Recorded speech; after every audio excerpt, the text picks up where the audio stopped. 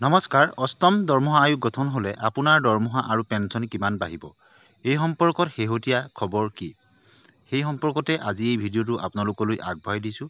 ভিডিঅ'টো স্কিপ নকৰাকৈ শেষলৈকে চাব। কৰ্মচাৰী আৰু পেঞ্চনাৰৰ কাৰণে তেওঁলোকৰ অতি আগ্ৰহেৰে বাট চাই থকা এটা বিষয় হ'ল অষ্টম দৰমহা আয়োগ গঠন। কিয়নো 1-1-16 পৰা কাৰ্যকৰী হোৱা সপ্তম দৰমহা আয়োগৰ 1-1-2026ত 10 বছৰ সম্পূৰ্ণ হ'ব। আমি যদি পূৰ্বৰ নিয়মসমূহলৈ চাওঁ, প্ৰতি 10 বছৰৰ মূৰে মূৰে পে' কমিশ্যনসমূহ ৰিভিজন হৈছে। সেই হিচাপত অষ্টম দৰমহা আয়োগ 1-1-2026ৰ পৰা কাৰ্যকৰী হ'ব লাগে আৰু আশা কৰা হৈছে আগন্তুক কেন্দ্ৰীয় চৰকাৰৰ বাজেটতে অৰ্থাৎ নতুন বছৰতে কৰ্মচাৰী আৰু পেঞ্চনাৰসকলক তেওঁলোকে দৰমহা আয়োগৰ ভাল খবৰ প্ৰদান কৰিব। এই সম্পৰ্কত আমি অষ্টম দৰমহা আয়োগ গঠন হ'লে RPSC ফাৰ্ষ্ট ক্লাছ যিসকল গ্ৰেডৰ কৰ্মচাৰী তেওঁলোকৰ দৰমহা কিমান বৃদ্ধি হ'ব, অৰ্থাৎ যিসকল গ্ৰেড 1-ৰ তেওঁলোকৰ কিমান দৰমহা বৃদ্ধি হ'ব, সেই সম্পৰ্কত আজিৰ এই ভিডিঅ'টোত আমি আলোচনা কৰিম। পৰৱৰ্তী সময়ত আমি ছেকেণ্ড গ্ৰেড আৰু থাৰ্ড গ্ৰেডৰ কাৰণেও ভিডিঅ' আপোনালোকক আগবঢ়াই দিম। আপোনালোকে নিশ্চয় জানে যে পে' কমিশ্যনবিলাক গঠন হোৱাৰ লগে লগে তাত এটা ফিটমেণ্ট ফেক্টৰ ধৰা হয়। গতিকে ফিটমেণ্ট ফেক্টৰটোৰ ওপৰতেই নিৰ্ভৰ কৰে যে আপোনাৰ দৰমহা আৰু পেঞ্চন কিমান হ'ব। গতিকে 1 জানুৱাৰী 2026ৰ পৰা যদি হয়, কিমান হ'ব? সপ্তম দৰমহা আয়োগত ফিটমেণ্ট ফেক্টৰ ধৰা হৈছিলে 2.57। গতিকে বেচিক চেলাৰী ষ্টাৰ্ট হৈছিলে আগতে ষষ্ঠ দৰমহা আয়োগত 7,000। গতিকে বেচিকৰ লগত আমি ফিটমেণ্ট ফেক্টৰটো পূৰণ কৰি দিলোঁ আৰু তেতিয়া মিনিমাম হৈছিলগৈ 18,000 টকা।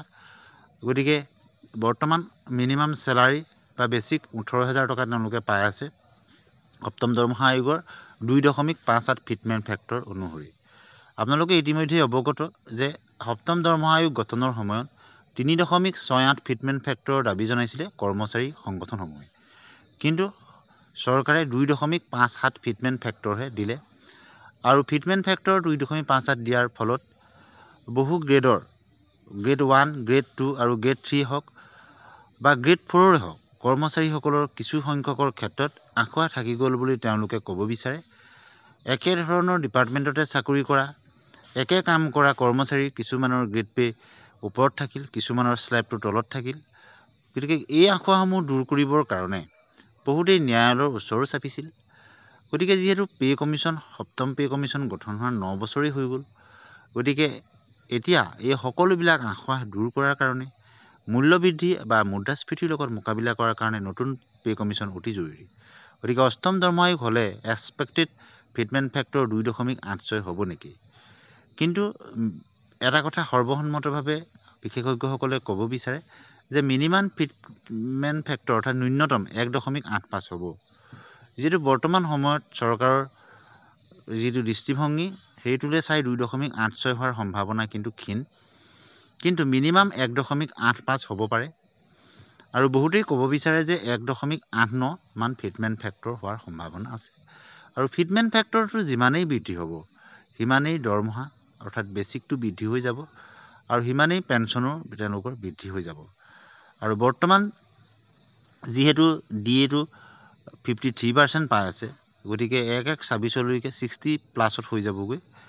আৰু নতুন দৰমহা আয়োগ গঠন হ'লে DA টো 0ৰ পৰা কাউণ্ট কৰা হয়, 6 মাহলৈ বৃদ্ধি নহয়, 6 মাহৰ পিছতহে পুনৰ বৃদ্ধি হয়। গতিকে অষ্টম দৰমহা আয়োগ গঠন হ'লে এতিয়া যিসকল গ্ৰেড 1-ৰ কৰ্মচাৰী অৰ্থাৎ যিখিনি গ্ৰেড 1-ৰ অফিচাৰ ৰেংকৰ চাকৰি তেওঁলোকৰ কিমান দৰমহা বৃদ্ধি হ'ব।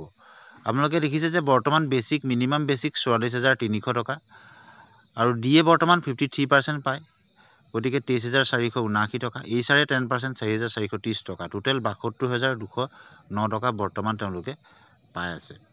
গতিকে ফিটমেণ্ট ফেক্টৰ যদি 1.85 হয় তেতিয়া আমি কি কৰিব লাগিব? 44,300ৰ লগত আমি বেচিকৰ লগতে যিহেতু ফিটমেণ্ট ফেক্টৰটো পূৰণ কৰা হয় তাক আমি 1.85 পূৰণ কৰিলে যিটো হ'ব সেইটো হ'ব বৰ্তমান গ্ৰেড 1-ৰ কৰ্মচাৰীসকলৰ মিনিমাম বেচিক হৈ যাব। আৰু যিহেতু ফিটমেণ্ট ফেক্টৰ হোৱাৰ পিছত সেই সময়ত DA টো যিহেতু 0 হৈ যাব অষ্টম দৰমহা আয়োগ গঠন হ'লে বা নতুন পে' কমিশ্যন হ'লে, গতিকে DA টো কাউণ্ট নহয়। গতিকে মিনিমাম বেচিক কিমান বৃদ্ধি হ'ব? গতিকে ফিটমেণ্ট ফেক্টৰ যদি 2 পইণ্টৰ ওপৰত থাকে সেইটো বহুত লাখৰ ঘৰত গুচি যাব। গতিকে সৰ্বসন্মতভাৱে যদি আমি চাওঁ 1.85 বা 1.92 এনে হোৱাৰে পূৰ্ণ সম্ভাৱনা আছে বুলি বিশেষজ্ঞসকলে তেওঁলোকে মত পোষণ কৰিছে। কিন্তু বৰ্তমানলৈকে আটাইতকৈ বিচাৰ্য বিষয়টো হ'ল যে কেন্দ্ৰীয় চৰকাৰৰ ফালৰ পৰা কিন্তু কোনো ধৰণৰ তেনেধৰণৰ নটিফিকেশ্যন এতিয়ালৈকে জাৰি কৰা হোৱা নাই। কৰ্মচাৰী সংগঠনসমূহে যিহেতু মিশ্ৰ ডাঙৰীয়াই হওক বা অন্যান্য সংগঠনসমূহে কিন্তু দাবী জনাই আছে আৰু কৰ্মচাৰী সংগঠনসমূহে চৰকাৰৰ লগত আলোপ আলোচনা কৰিছে। NCGCMৰ বৈঠক হৈছে আৰু আগন্তুক বৈঠক ডিচেম্বৰ মাহত হোৱাৰ সম্ভাৱনা আছে। গতিকে এক্সপেক্টেড ফিটমেণ্ট ফেক্টৰ আমি 1.85 ধৰিয়েই আপোনালোকক গণনা কৰি দেখাম কিমান হ'ব। 2.86 হোৱাৰ সম্ভাৱনা কিছু ক্ষীণ। গতিকে 1.85 বা 1.92 হ'লে কিমান হ'ব?